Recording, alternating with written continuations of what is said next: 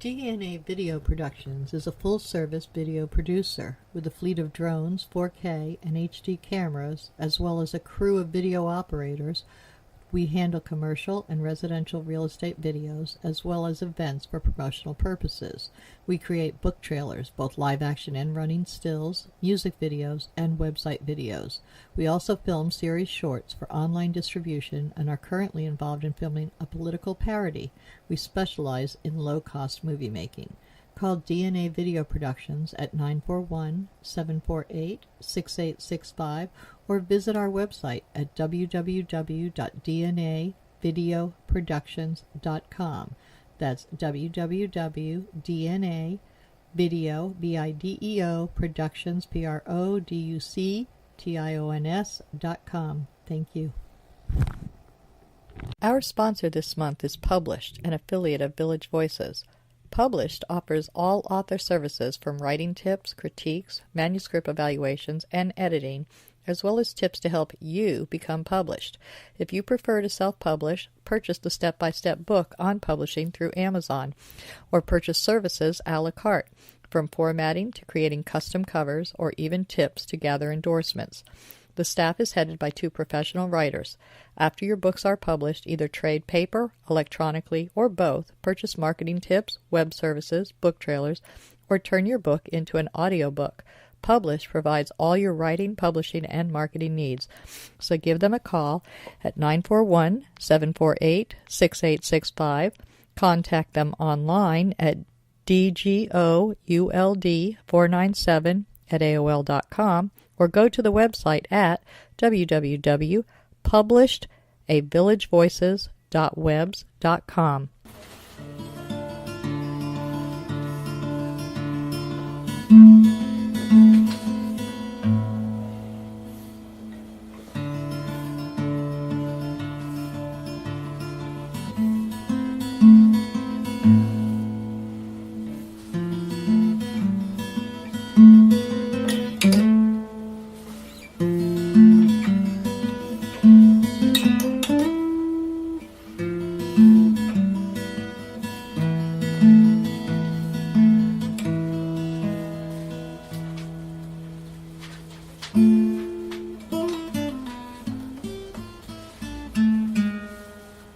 Good afternoon. Welcome to Culture Coast. The intro you just heard was by Al Musitano, and today I am interviewing Missy Miller-Hoblock, the Hippy Mennonite. We're very glad to have you on the air. Thank you. Oh, thanks for having me. All right, so you just moved in to the Village of the Arts this past week? We move in December 1st. So yeah, so you haven't even gotten here yet, but you're working on it right now. Correct. Very, very cool. So where are you from? I'm actually from Bradenton, Florida. Born here? I was born here. Very cool. A real Floridian. Fellow Floridian. Have you lived here all your life? I have. My mother's from Wisconsin. My father was Mennonite and was from Akron, Ohio. So they were from out of the area, but we have a very large Mennonite community here. Is that what drew them to the area? It's a long story. My grandfather went off to World War II and was active member in the colony in Akron, Ohio. And once he got back, my grandfather was shunned. Why? For being in the war? For being in the war. Oh. We don't do war. That's right. That's right. I forgot about that. So they shunned him for that. They shunned my grandfather for that. My grandfather knew he had to do something quickly now that he no longer had a place at the dinner table, or his child, or his wife, who was also Mennonite as well. He went to electrician school because in World War II in the Army, my grandpa actually worked as a communications person. So when he got back, he drove trucks during the day moving livestock for the family. Once he graduated, he decided to come to Bradenton in the early 60s. And he was accepted into this Mennonite community? No. Once you're shunned, you're always shunned. So how have you, because you're still a Mennonite, and your mother? My mother's deceased. My mother was Catholic. Oh, no. Well. There's quite a story. Yeah. So, but you are Mennonite. I am. By blood, by everything, name. And by your beliefs. Absolutely. But I too have been shunned. Therefore, I'm the Hippy Mennonite now. Oh, that's why you're the Hippie Mennonite. They won't. Absolutely. So they won't ever accept anybody of your blood back because of what he did. Well, because I decided 12 years ago to get divorced from a very abusive marriage. Was he a Mennonite? He was not. So that was like 2 strikes against me. Okay. So, growing up, I went to Mennonite church in Sarasota. Family would visit Pinecraft. I was always part of it. Wore the simple dress, wore the covering. Loved it, loved it, loved it. It is a simple life. It's very simple. But so that your stress levels are not what they are for most Americans? Yeah, which we refer to as the English. But a lot of my living ways are of the English, but my roots and my deep beliefs, my pride, my hard work. Okay. I actually started out as a nurse, was my career. That was very fulfilling, and I felt very good about that. But stressful? Very stressful. Very, very stressful. And then my mother had passed earlier this year of brain cancer, and I had been her full-time caregiver. I found myself in such a crazy place along with my husband. When my mom died, we ended up homeless. We had nowhere to go. I was just mentally blown away by the loss of my mom. Rips a big hole in your heart. It really did. And I learned how to kind of fill it back in. My husband looked at me and he goes, well, what do you want to do? What are we going to do? He goes, keeping in mind, you need to do what you know. That was either Mennonite nursing or now what type? You're an artist, but what type of art is your specialty? Baked goods is the main one. The other one is I do like doing woodworking. I can do the cute little lawn statue paintings. I'm pretty crafty with florals, decorating. I do paint. I like to put things together and make it cute and come up with really unique, different decor. simple crafts and arts that just make people happy? Totally. Totally. And I hear you have a recipe that you've come up with that's similar to butterbeer. Oh my gosh. Last art walk at Firestone Gallery when I was set up over there at a friend's gallery, I completely, utterly sold out. Butterbeer is like of a cream soda with butterscotch, a homemade whipping cream, and I've had it at Universal, and it was mine is just better. Very, very good. Mine is so homemade. Okay, you've got the butterbeer. Now you also make fudge. Fudge. Just one is that just one of the many baked goods you make? Yes. But, okay. Yeah, I can do the traditional whoopie pies, cookies, different kinds of desserts. The Amish potato salad, which is really different from like your German and your traditional potato salads. It's different from German too? Mm-hmm. So It's more on the sweet side. Okay. It's more on the sweet side. Different, like just having the cheese in the veins. Buttery, cheesy macaroni and cheese. A lot of comfort foods. A lot of things that the Mennonites make. So what do you expect your new gallery to be? I know it's going to be called the Hippy Mennonite, but what will you be selling food, or will you be selling prepared foods, or I can do special orders for parties, gatherings, stuff like catering. That. I could also giftable baskets and very unique vessels. So are you good at putting together baskets? I hate that. I can't do it. I might have all the things to go into it that look great, but I just can't put the basket together. So if somebody were to come to you with all that stuff and ask you to put it into a basket, you'd be able to do that for a fair cost? Yes. Yes. That's a really cool idea too to market, because like I said, I put it together and it just looks like a little kid wrapped it. It's like I have all this stuff and it just looks terrible. Like that's the one, I just can't make that happen. Simplicity and balance. Don't know what it is I'm doing wrong, because there's other things I can be very artistic at, but not that. Right. When did you first know that you were crafty? Because I know you said you went into nursing first, but let me go back to your roots and growing up in Bradenton. When were you first aware of forever?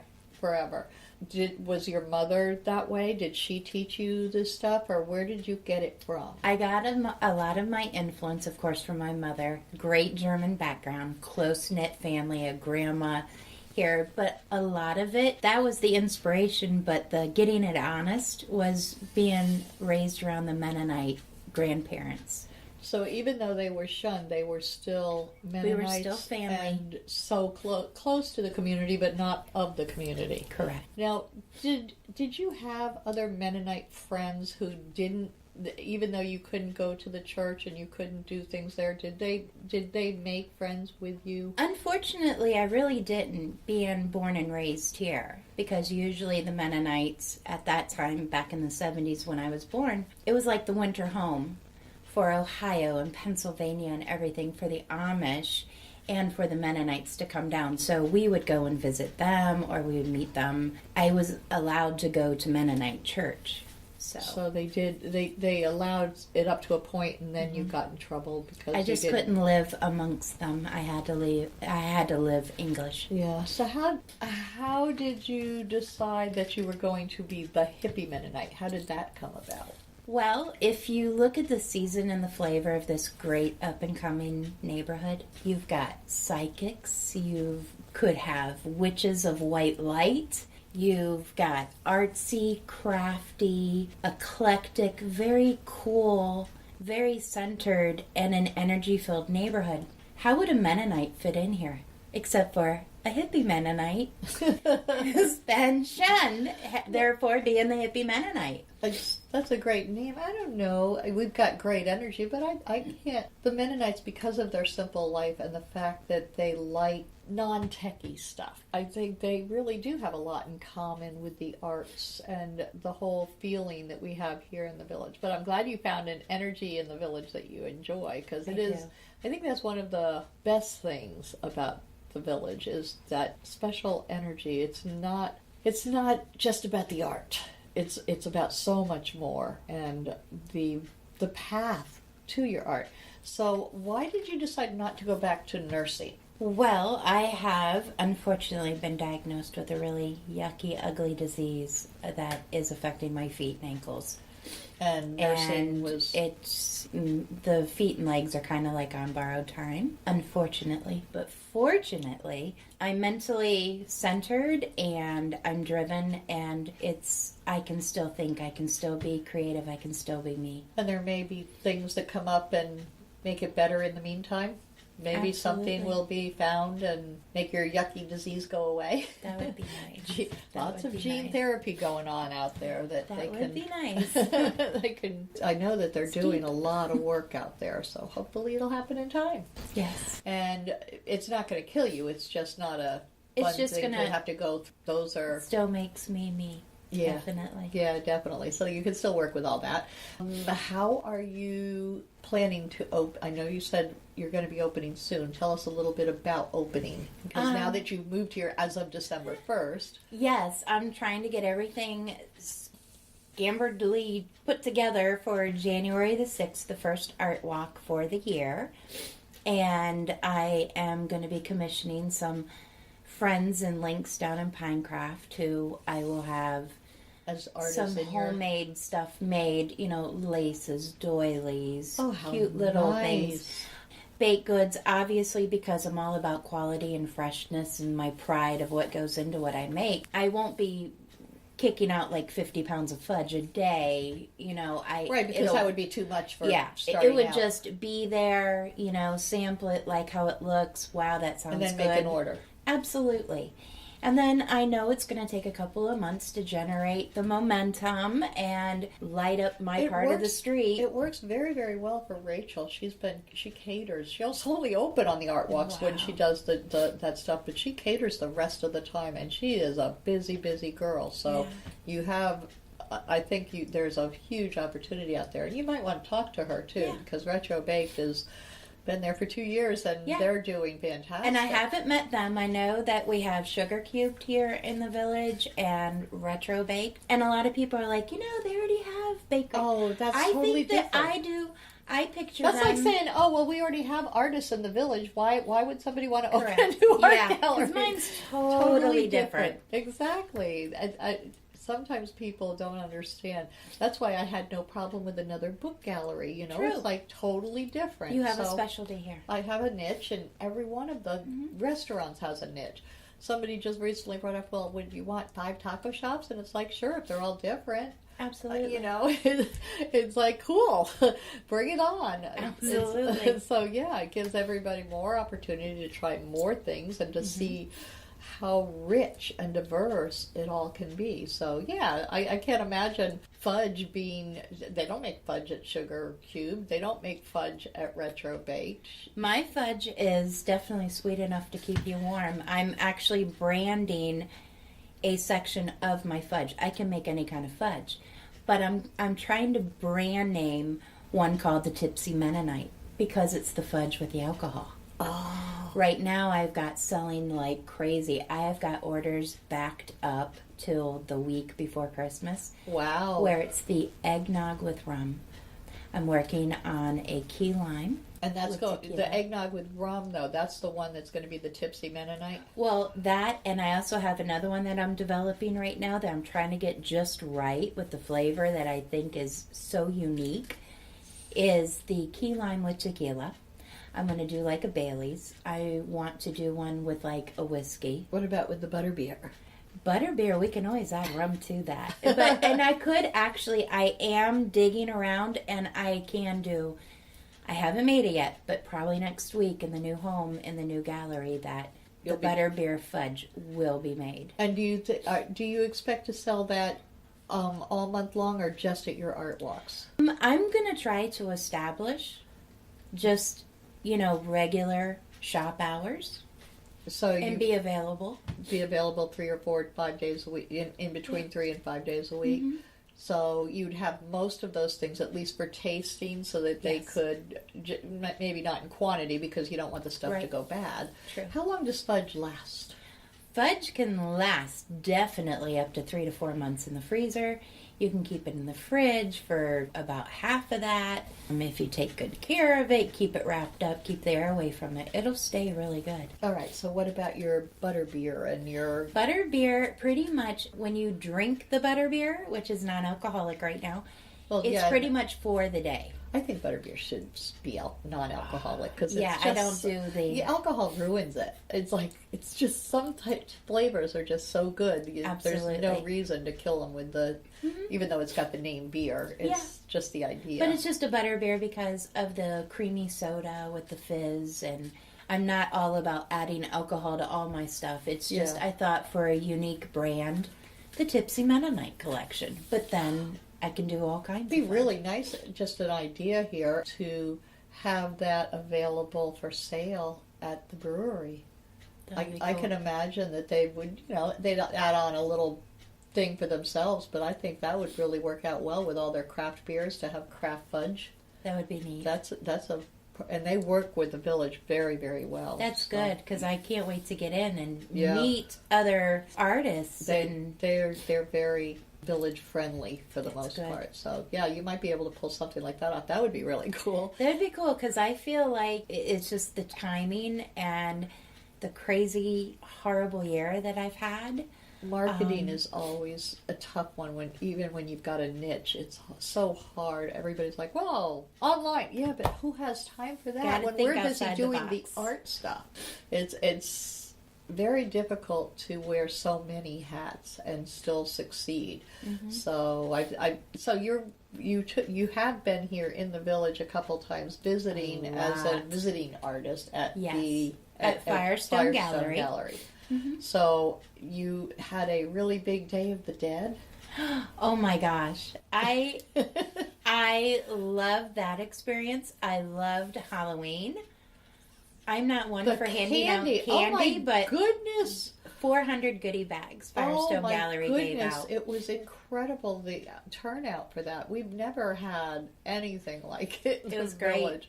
I don't remember. I know Carrie had something to do with the marketing of it, but wow, 2 years ago was the first one, and to do this in 2 years, to have hundreds and hundreds and hundreds of kids, it was like, wait, we only have about 12 that live in the village. Where did they come from?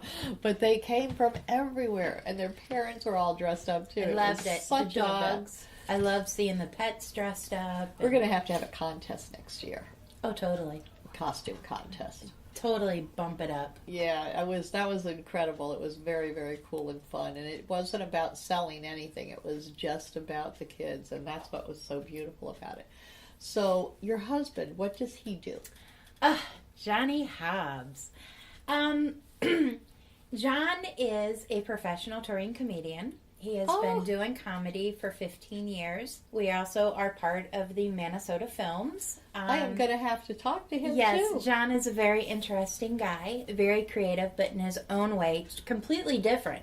He and I are like at two different spectrums. I was born and raised here in Bradenton. He's from New York City.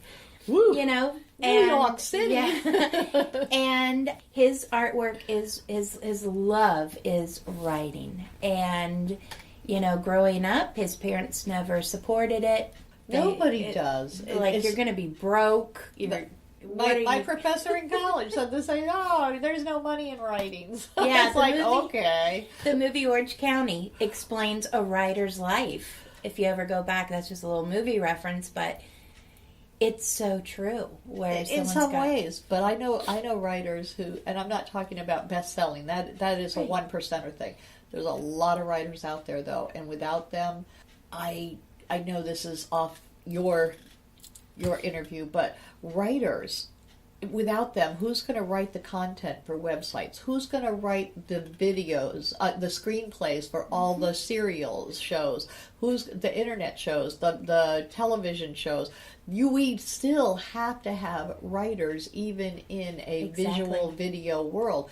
And it just amazes me how many kids think, writing's not important. Yeah, it's really important. It's the most primary thing out there. You have to do business reports. Copywriters, marketers, all of that is writing. There's no getting around it. Without writing skills, you're in trouble. Right, and it's an art. It is, absolutely. And it's I don't know, for some it's an art, but it's a craft.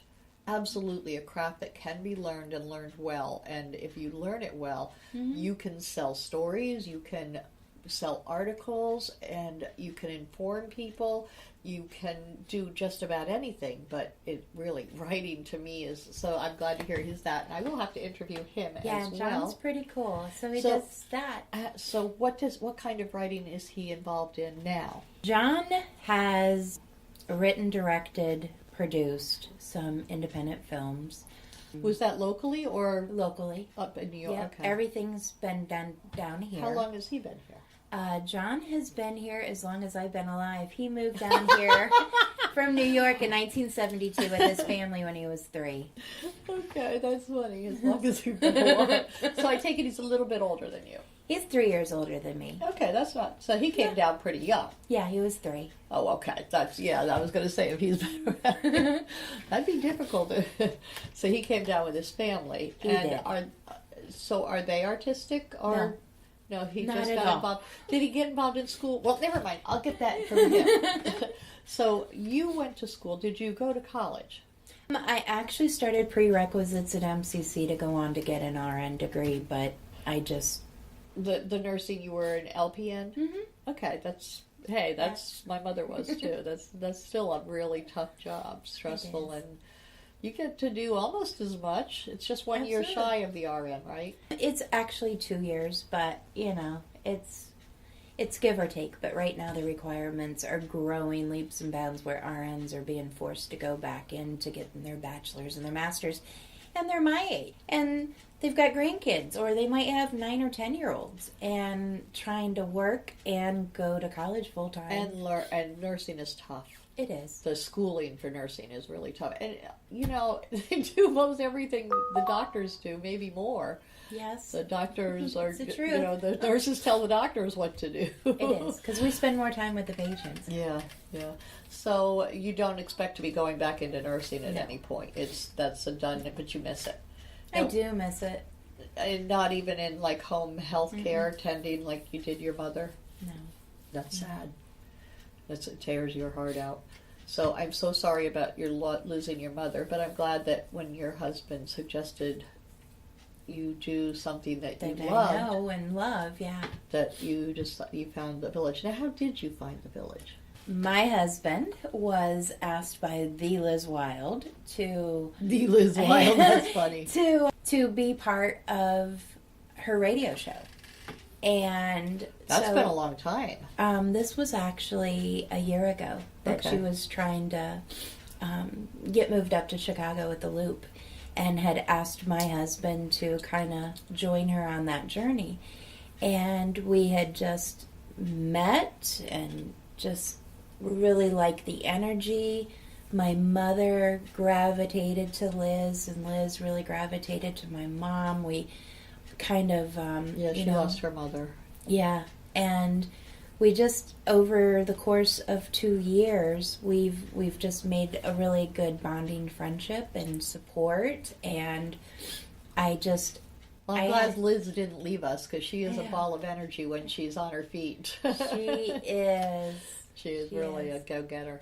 Well, I appreciate you being on Culture Coast, so let's tell people how they can find you online and order some of that fudge, or come down for butterbeer for the Christmas. Oh, you're going to have it for Christmas. Next week for Art Walk, I'll be set up out at Firestone Gallery, and I will have just my fudge. I'm also doing chocolate angels, and I'm also doing caramel wafer cookies. Nice. Which are really good, so it's kind of a variety of things. Little table of goodies. Yes. And a taste of what will come. Mm-hmm. So to find you online, where do they go? Right now, your website is not up yet. Yeah, we're still working on that. We hope to have that done by next weekend. And that will be It's going to be Hippy Mennonite, the Hippy Mennonite. So it will. Your website will be the Hippy Mennonite, and then .com. Correct. And then your Facebook is also the same, correct? The Hippy Mennonite. So they can go to Facebook now and find you. Correct. So you're on the Hippy Mennonite on Facebook, and we'll soon have a website for the Hippy Mennonite. Correct. And what is the location of your new gallery in the Village of the Arts? It is 1205 14th Avenue West. And I know that I'm not far from Gene Tierney. I hope I didn't mispronounce his last name. You did close. And I know that I'm also close to Ortegia. And you're close to Karen Klowski and Jim Lofus. Yes, we're growing Which I still have to quickly. meet everybody, but it's definitely growing down there. Thank you for being on Culture Coast. Thank you for having me. Nightmares. Frightful visions during the night, causing terror and loss of sleep. Daymares. Frightful visions during the day, causing fear and paranoia. Gothmares. Gothic visions that can happen anytime, causing horror and disgust. But sometimes they offer answers. Read Gothmares if you dare.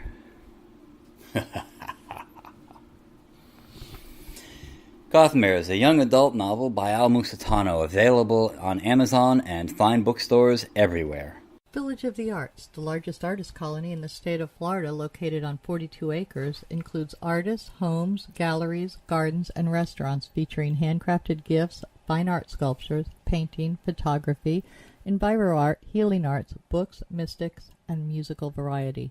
A few of the galleries are unique in their offerings. Village Voices specializes in books and art created exclusively by Florida residents.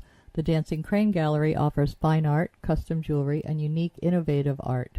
The Village Mystic offers all things metaphysical: meditation, massage, mediums, aromatherapy, psychics, shamans, Reiki healing, and the gem mine, where you can mine for your own personal treasure.